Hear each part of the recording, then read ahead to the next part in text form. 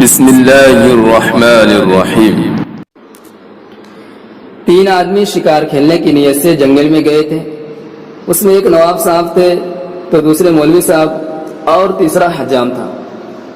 شکار کی تلاش میں گھومتے گھومتے شام ہو گئی، لیکن ایک بھی شکار نہیں ملا۔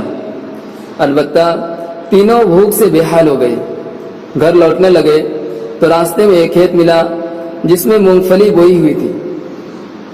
دانے بھی اس میں آ چکے تھے۔ تینوں نے اس کھیت کو غنیمت سمجھا اور اس کے پودے اکھاڑ اکھاڑ کر مونگ پھلی کھانے لگے۔ اتفاق سے کھیت کا مالک آ گیا، دیکھا یہ تینوں مونگ پھلی کے دانے بڑے مزے سے کھا رہے ہیں۔ اس نے سوچا یہ 3 آدمی ہیں اور میں اکیلا ہوں، ایک ساتھ تینوں کو مار نہیں سکتا، لہذا تینوں کو مارنے کی کوئی ترکیب نکالنی چاہیے۔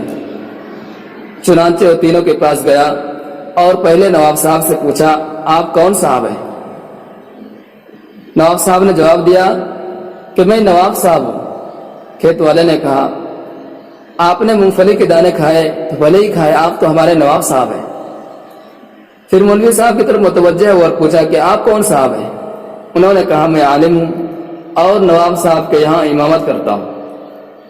کھیت والے نے کہا، آپ نے بھی مونگ پھلی کے دانے کھائے تو بھلے ہی کھائے، آپ تو ہمارے امام صاحب ہیں۔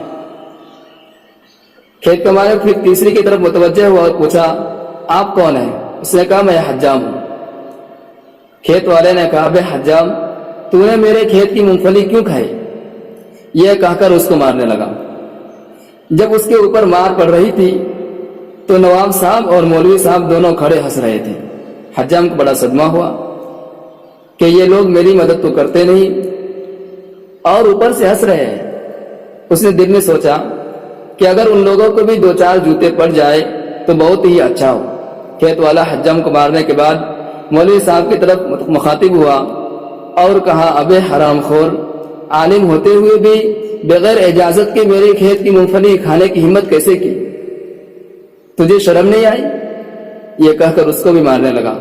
حجام بہت خوش ہوا کہ اچھا ہوا اس کا بھی دماغ صحیح ہو گیا۔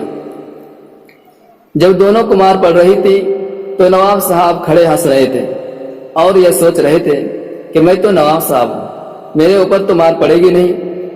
دونوں کو مارنے کے بعد اب نواب صاحب سے مخاطب ہوا اور کہا، ابے نواب، یہ کوئی تیرے باپ کا کھیت ہے جو تو نے بغیر اجازت اس کھیت سے مونگ پھلی کے دانے کھائے؟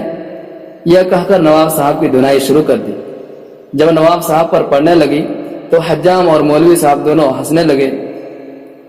چنانچہ ان تینوں کی نا اتفاقی کی وجہ سے ایک آدمی نے تینوں کی خود پٹائی کی۔ اگر ان لوگوں میں اتفاق ہوتا تو ایک آدمی 3 آدمیوں کی پٹائی ہرگز نہیں کر سکتا تھا۔ اتحاد و اتفاق بہت بڑی نعمت ہے۔ آپسی اتحاد کے ذریعہ بڑے سے بڑے دشمن کا مقابلہ کیا جا سکتا ہے، جبکہ انتشار و تشدد آدمی کی طاقت کو توڑ کر ذلیل و رسوا کر دیتا ہے۔ آج امت مسلمہ جس قسم پرستی اور بے بسی کا شکار ہے، اس میں بہت بڑا دخل اس کے مختلف فرقوں میں منقسم ہونے کا بھی ہے۔ کوئی دیوبندی ہے تو کوئی غیر مقلد تو کوئی بریلوی، جبکہ اسلام دشمن طاقت ہے، ان کے خلاف متحد ہے۔ کاش کے کلمے کی بنیاد